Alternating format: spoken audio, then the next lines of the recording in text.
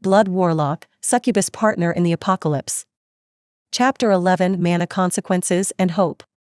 The reason why Lilith felt a little sad about Xieitain's situation was because she had decided to trust and believe in him since she currently had her own problems. However, it could not be said that Lilith felt pain for seeing him like this. They had only known each other for about 2 or 3 hours, and the amount of interaction they had with each other was not much either. Besides, Lilith had seen many things worse than the loss of a family during her lifetime. To her, even the fall of an entire race where tears of blood were shed was not such a strange sight either. Now, she could only hope that his family was safe and had not experienced any accidents.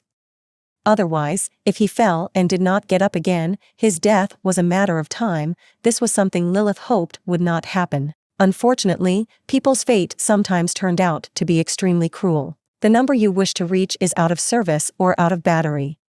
Please try again.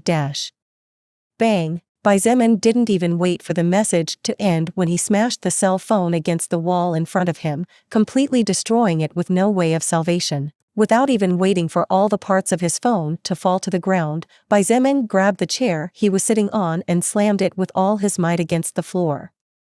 The wood broke into countless pieces and splinters flew everywhere. As if he had gone mad, Xietain grabbed everything near him and destroyed it without caring about the quantity of noise he was making or if his attitude could scare the people outside the cafeteria. Now that he could not contact any of his 3 family members, he had assumed the worst. How could he care about other people's fear at this point? After destroying more than 20 chairs and several tables, Xieitain's stamina began to drop rapidly due to the misuse of his strength, exhausting him faster than usual.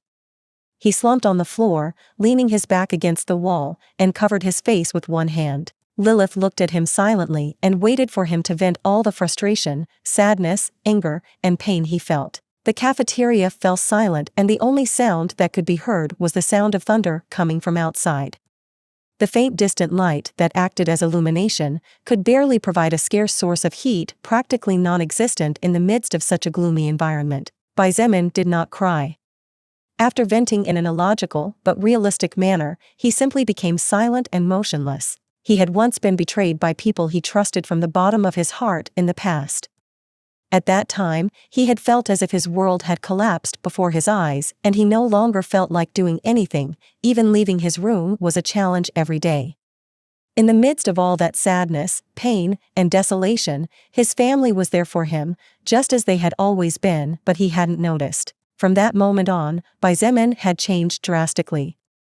He stopped going out with friends, didn't spend time worrying about having a relationship with a woman, and devoted all his time to studying and working hard to give his family a better life. However, in about 3 hours, everything he had been fighting for many years was gone.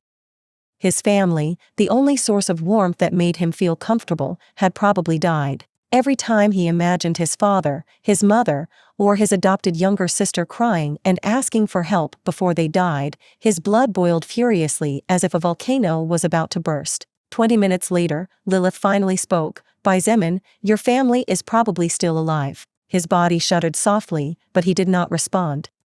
He stayed silent, longing to hear her next words. Although Xietain did not know how strong Lilith was, even after becoming much more powerful than he was in the past, he felt that a snap of her fingers was more than enough to erase his existence if she really wanted it. Therefore, her words at this moment were very important to him. When the soul record arrives in a new world, the mana that was always in that world but was inactive finally begins to move. Now, imagine you spend 20 years in bed and suddenly you abruptly get up and start running at full speed. What do you think will happen? Xietain raised his head softly and looked at her. In a slightly hoarse voice, he replied, everything would collapse. The muscles can't support the weight of the body, the ligaments can't withstand the pressure, and the heart can't pump enough blood after beating so smoothly for so long. Right. It would all come crashing down. Lilith nodded softly and continued, that is precisely what is happening now. After countless years of silence and tranquility, the mana of this world finally began to move everywhere, causing the world order to fall into a mess. As Lilith explained, Xietain struggled to stand up and looked for a healthy chair to sit on. He kept his senses focused on her, not daring to miss a single word. Humans have a weak body by nature, so most of them failed to withstand the shock of the mana wave, turning into those mutated creatures, stronger and with unlimited stamina fueled by the world's mana, but without any intelligence. On the other hand, animals possessing a more resilient body and plants with superior life expectancy are much more likely to adapt to the mana, evolving and growing to become terrifying creatures. Xietain finally understood many things after listening to Lilith's explanation. From the initial function of this strange entity called Soul Record to the reason why so many humans turned into zombies and why previously harmless insects and animals had suddenly changed so much. At this moment, however, he couldn't care less about all of that. So, what about my family? He asked in an apathetic voice. Although Xieain's voice was practically impassive, Lilith, who had seen countless lives throughout her wandering, could notice the waver in his gaze when he asked that question. Obviously, although he was trying to act calm, his heart was in chaos as he tried to cling to any hope. In addition to living beings, there is also the possibility that electronic objects will suffer from the mana wave. Then, it's not impossible that the communication devices would be damaged or the distance reached by the signal would have been infinitely shortened. Lilith pointed out. Xieain's eyes glinted as he listened to her explanation.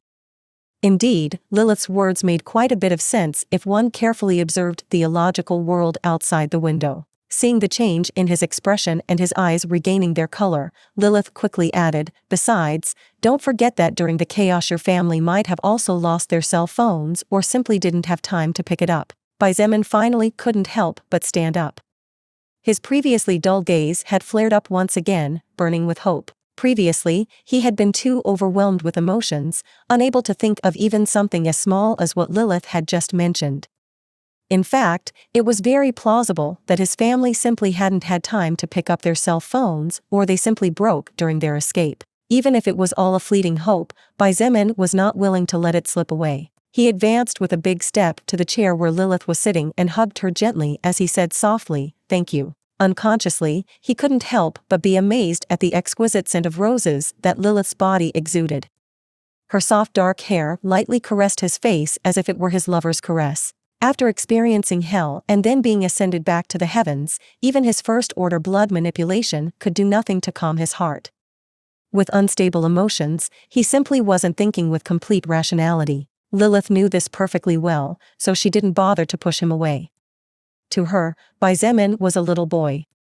On the contrary, she joked, "If you really want to thank me, how about taking me right here?" As if he had received an electroshock, Xietain quickly backed away from her and looked at her suspiciously as he said, "You can forget about it." In fact, if it wasn't for the heat of the moment and the emotions clouding his judgment, Xietain would definitely not dare to approach Lilith. Her whole being was too charming and every action of hers was brimming with seductiveness. Even he, who was usually quite calm, didn't have the slightest confidence in resisting if she really wanted to. "Oh come on, don't be a spoilsport." Lilith pouted extremely cute, which was a great counter to her seductive body. "With this cold weather, I'm sure if we hug each other affectionately our bodies will be happy." Xietain rolled his eyes and was about to respond when the metal door was knocked softly.